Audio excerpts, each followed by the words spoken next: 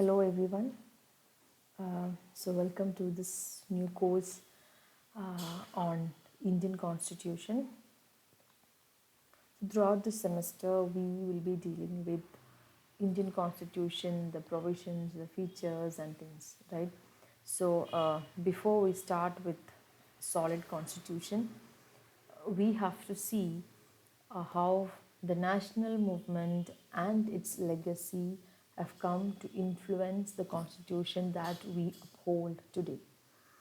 So, I'm sure you are already familiar with the national movement, so we will not go back to the national movement except a few of the uh, acts which are important during the course of the study. So, except those Government of India acts and a few of those, we will not go to the national movement.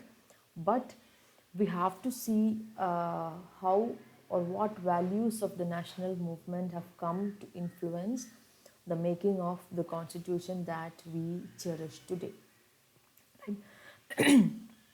So we must say that we inherited. Okay, so before that, sorry, uh, for this today's topic, I have chosen chapter 3 from India Since Independence by Bipan Chandra. Hope you can see it right. If you have a hard copy at home, good, you may go back and refer to it.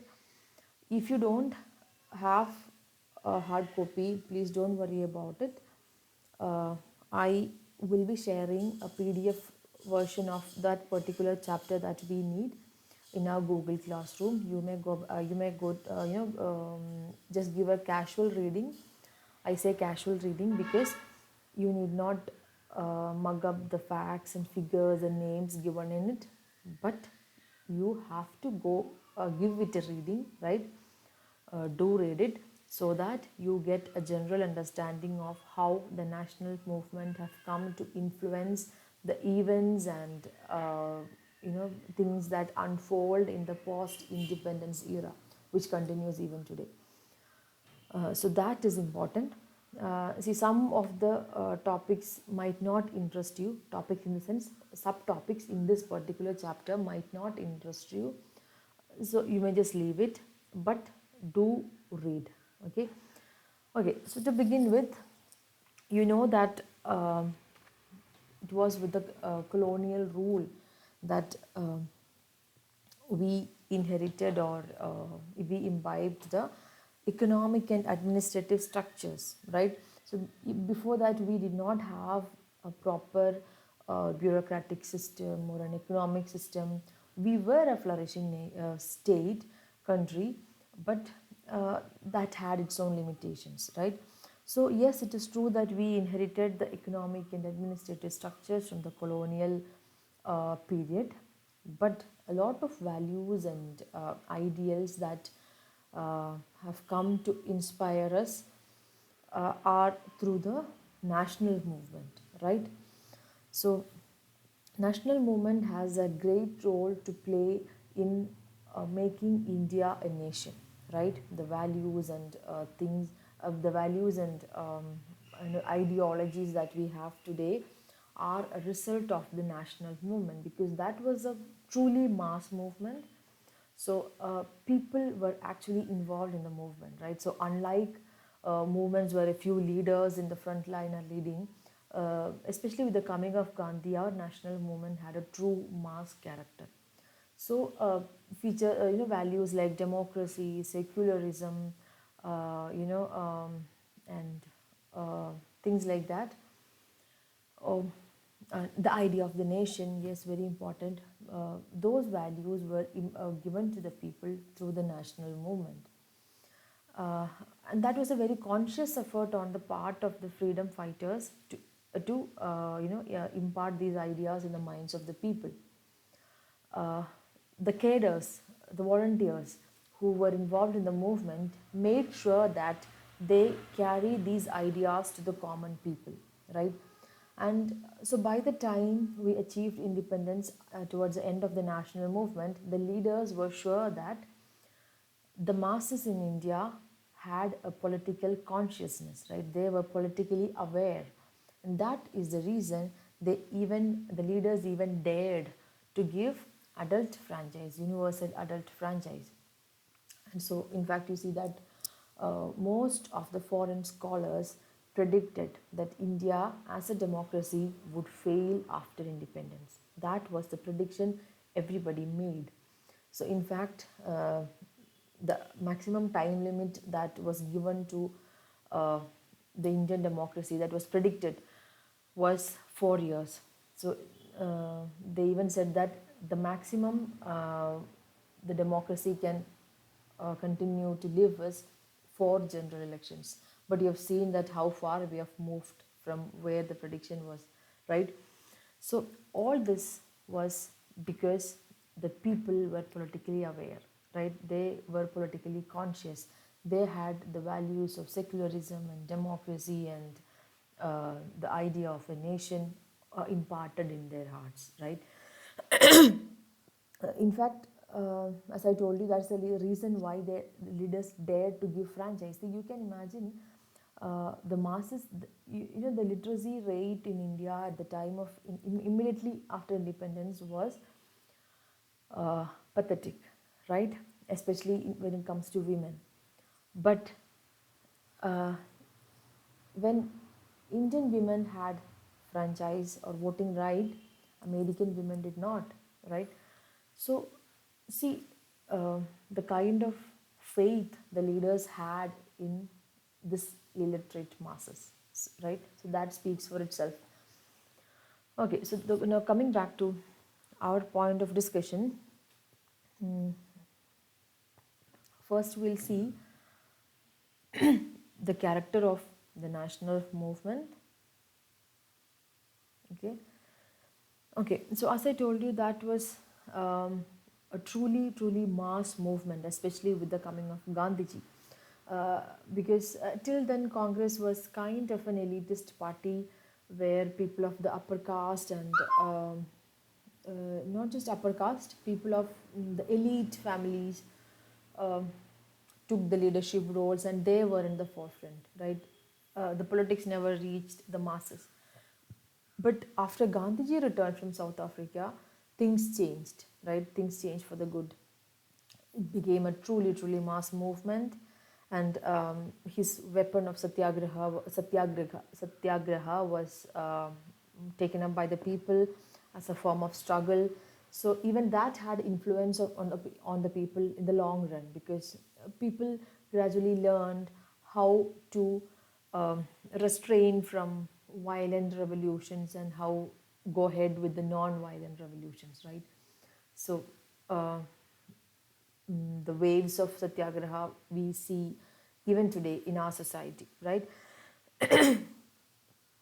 So this long experience of this kind of political participation by the common people uh, reposed full faith in the political capacity of the masses. So, and that is why, as I said, we trusted the masses, the leaders trusted the masses, and gave this illiterate masses even the right to choose their own leaders, right?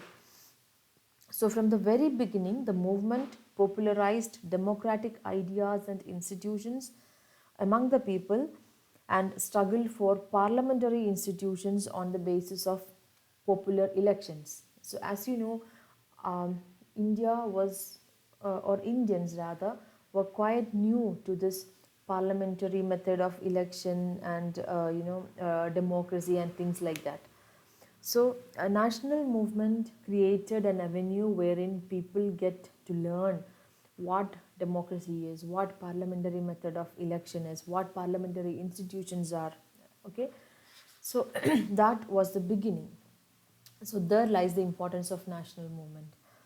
So, as you know, Congress was a truly pan India party during the struggle, national struggle, because it represented top to bottom of the Indian society. So, but Congress insisted on the uniformity of viewpoints or policy approaches within its ranks. It simply means that the Congress allowed dissent, so people with different opinions were always welcome within the Congress party. So they tolerated or even encouraged different and minority opinions to be openly held and freely expressed.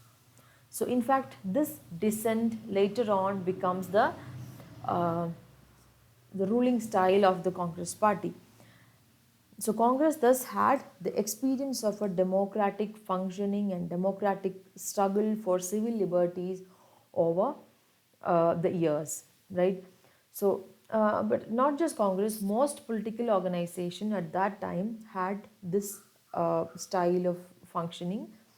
But I say Congress because Congress was the prominent party, the pan India party, or rather the only party that most people identified themselves with. I'm talking about the Congress party of the late 1940s.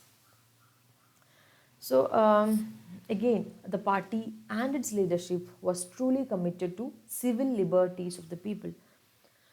So, as Lokmanya Tilak says, liberty of the press and liberty of speech give birth to a nation and nourish it. And again, civil liberty is the breadth of political and social life. This is what Gandhi says. Civil liberty is the breadth of political and social life. It is the foundation of freedom. There is no room there for dilution or compromise. It is the water of life. I have never heard of water being diluted. So Gandhi equates civil liberty as to the breadth of socio-political life of the people. He says that is the water, and that's the foundation of freedom. That's kind of water. So you never dilute water. So any other liquid you can always dilute, but you never dilute water. So freedom or civil liberty of press and people, rather press and liberty of press and liberty of speech are both like water, which can never be diluted, which can never be compromised. So um, even Nehru believed that if you suppress the civil liberties, the nation will lose its vitality and become impotent for anything substantial. So Nehru also believed that civil liberty or freedom is core to the functioning of a nation. Otherwise, he believed the nation becomes impotent for anything substantial. So that was the strong belief in civil liberties that the leaders of the national movement had, and they, tried to pass on this belief to the masses as well.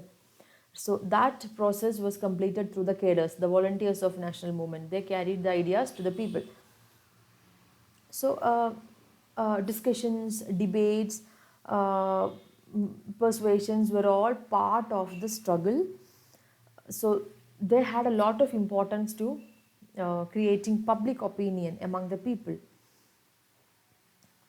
So, the discussions, debates, persuasions backed by public opinion was emphasized for bringing about a political and social change, right, which was opposed to the authoritarian style of ruling. Authoritarian style of ruling was what we were witnessing from the Britishers. So, as opposed to that authoritarian style, the leaders were trying to bring in a new style of ruling which was based on debates and discussions and formation of public opinions, whereby you create a feeling in the minds of the people that they are also being involved in this process of governance, right? Which was totally lacking in the British rule. So, so political trends and groups, otherwise critical of each other, and often at the opposite ends in terms of political ideologies, even they uh, defended each other's civil liberties. So that is why you see the moderates and extremists, accepting each other. That is why you see even the Congress came to the defense of Bhagat Singh when he was under trial. So yes, they accepted that there are difference of opinions, there are different styles of protest, but that is okay to be different, right? They respected each other's right to be different. So the basic notions of popular sovereignty, representative government, civil liberties uh, to be exercised even against the rulers were not part of India's tradition, nor were they given by the colonial rule, right? But that uh, was an so that was a national so it was a national movement that popularized, indigenized, and rooted these ideals in the people, right? So the ideas of popular sovereignty, representative government, freedom, which is at the core of all this, right? And the idea that you can protest even against the rulers. These ideas were given by the national movement, and but many people wrongly say that these are the contributions of the colonial rule. No, the colonial rule never gave us this. The national movement gave us this, and this was neither part of the tradition. Also, India never had this tradition of protest against the rulers, right? But through the national movement, we imbibed it. So, which continues even today. So that's why I said many of these ideas continue to play role even today in the politics of uh, even in, 2000s, late 2000s. So the reason why free India could start and persist with a democratic polity was because the national movement had already firmly established civil, libertarian, and democratic tradition among the people. That is the only reason why we could persist as a strong democracy, right? So, and this tradition was, of course, reflected in our constitution. That is why I said those people who predicted that independent India would not stand or would not live long as a democracy, they were a failure, right? Because these ideas were so deep rooted in the minds of the people that we, even today, successfully, we even today are a successful democracy, right? And the right example would be to see that how uh, Pakistan, which is a kind of democracy, quote unquote democracy, born on the same day as India was born, could not survive as a democracy because these ideals of freedom and secularism and democracy were not as strongly deep rooted in their minds and constitution as it was in our case, right? So that is why they died you know they died soon as a democracy, and even today you cannot call it a true democracy. um, so we must say that over the years the nationalist movement successfully created an alternative to the colonial and the pre-colonial political culture, which was based on authoritarianism, bureaucratism, obedience, and paternalism. So national movement was a creative um, uh, alternative to all these defects of the past. So moving on to the next, economic underpinnings, let's skip that. Let's move on to secularism. Okay, so as you have seen, secularism was an idea which was integral to the national movement right since early days. So secularism can be defined in a lot of ways. It can be defined as a separation of religion from politics. That is the most commonly accepted definition of secularism. That religion and politics are two different things. Let the two not meddle with each other's affair. But that is the Western or the traditional definition of secularism. But in Indian context, uh, we have a secularism which is more like Sarva Dharma Samabhav. which is you treat all religions equal, right? Okay, the state understands religion is a private affair, but uh, state will not meddle with the religion. No, rather, sorry, state will treat all religions equally. So that was the kind of secularism that was more suitable to the Indian context. So separating religion and politics is even today has not been truly achieved in our country, but to an extent we have been treating all religions equal. So that is true. uh, so Karachi resolution was the first time when uh, Indians asserted that every citizen should have the freedom of conscience and the right to freely practice and profess his religion. So even Gandhi, he was in fact a deeply religious man, but even he believed that religion should have nothing to do with politics, because religion was one thing that was misused to poison the minds of people. That was misused by the colonial rulers to separate or to make divisions among the people. So Gandhi believed that, seeing what the grave things that communalism has done to people, Gandhi believed that religion should not be a part of the state, or religion should be a private affair and has got nothing to do with politics.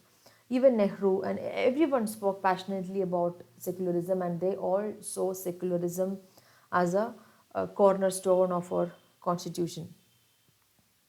So, rather, Nehru was one of the first Indians to see communalism as the Indian form of fascism. Um,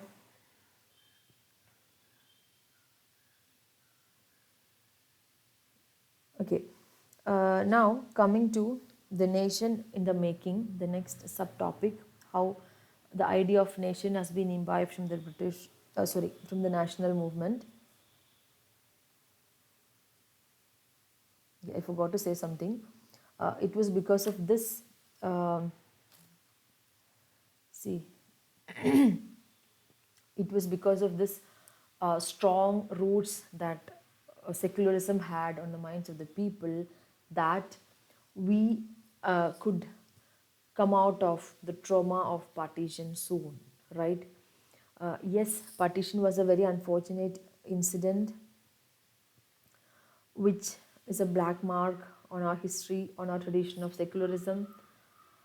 But because of the strong secular commitment of the national movement, despite the traumatic events of uh, the 1947 partition, independent India made secularism a basic pillar of its constitution. Okay. Okay. Now coming to how the idea of nation was influenced by the national movement.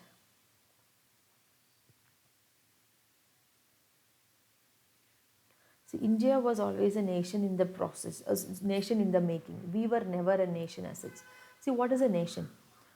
State and nation are two different concepts. We refer to India as a state and a nation both. Now, nation is more of an emotional bonding, right? State is more of a physical entity. If when you say India as a state, you mean the physical boundaries of India, uh, the government of India, the proper separate entity that India is. But when you speak of nation, that's more of an emotional connect between the people, right? See, for example, Jews are scattered all over the world, but they are a nation. They call themselves a nation because whichever part of the world they are, they always have a feeling that they are together. So they have a common history, a common language, common culture, common ideas, and common goals and ambitions, which make them a nation, which make them mm, a unified force. Rather, they have some, most of the things that they share are in common, right? So when you say India, are we a nation? It is debated. Some say we are a nation because we have a common history, the colonial struggle, we have a common culture and all those things, but there are people who say we are not a nation because we have different languages, we are divided. No, I must not use the word divided. We have different cultures, we speak different languages, and each pockets or each state of the country has got its own traditions, rituals, and history, because they were all ruled by different local kings. So we are not a nation, right? So there are these are two sides of the same coin. Right? Some people say we are a nation, some say we are not a nation. But anyway, I have to admit the fact that the national movement helped create this feeling of nation in the minds of Indians. Had it not been for the national movement, we would have never had a feeling which help us identify as Indians, right? As opposed to Keralites or Tamilians. So, promoting this nation making process through the common struggle against colonialism became a basic objective of the whole movement. Okay, so now coming to the uh, last part of this, which is the political norms, how various political norms have been derived from the the national movement legacy. See, as I have already told, the Congress succeeded in uniting people of different ideologies, different levels of commitments, and of vastly different capacities to struggle together for a common broad objective, right? So, Congress was able to achieve this task by functioning democratically. So, there was a constant public debate and contention between individuals and groups. So they made sure that the majority view regarding the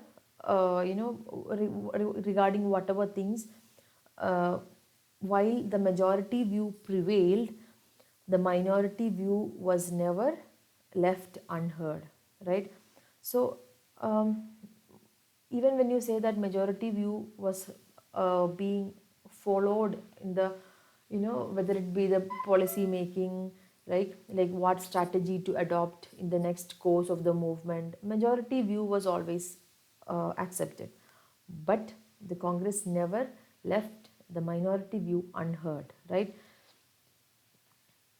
So that was the reason even the groups and movements which were outside the Congress line of politics uh, come to evolve a complex or friendly relationship with the Congress party. So, so the national movement, we must say, gave India a political tradition of compromise, accommodation, and reconciliation of different interests and points of view. So, this this tradition is getting narrowed these days, unfortunately.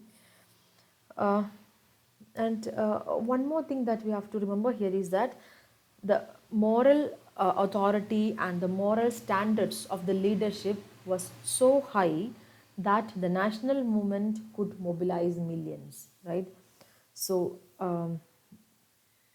these leaders were people, and not just leaders, even the carers were people who gave up their career, their jobs, their family, everything for the cause of national movement. So they had a real high moral authority and moral standard over the people. So that is why they could draw people into the movement. And maybe that is one thing that we lack today, because most of our leaders, we don't see them abandoning their career to become a leader, right? Rather, political leadership has become a career in itself. Okay, so that is a different topic for debate. Let's keep it aside. Um, so to conclude, we must say that the masses were awakened to political activity through the national movement, right? So, independent India as a whole remained loyal to the basics of the legacy of the national movement, a larger part of which is enshrined in the constitution and incorporated in the programs and manifestos of most of the political parties. The Indian people have tended to use this legacy as a yardstick to judge the performance of governments, political parties, and institutions. So to finally, uh, so this is what I exactly say from the book. A legacy, especially of a prolonged movement, tends to endure for a long time, but no legacy, however strong and sound, can last forever. It tends to erode and become irrelevant unless it is constantly reinforced and developed and sometimes transcended in a creative manner to suit the changing circumstances. So, this opens a new debate as to what all values of the national movement uh, we have or we can see in the political scenarios of today, right? And where all have we moved away from those values, right? Okay, so this is just an introduction to the constitution, how the national movement and its legacy came to shape the minds of the people and also various values in the constitution. So we will do the next session will be dealing with some of the major acts and acts which we have which have come to influence the making of the constitution, and some of the acts in fact are so relevant that we follow it even today, right? So that we will be dealing with in the next session. So thank you.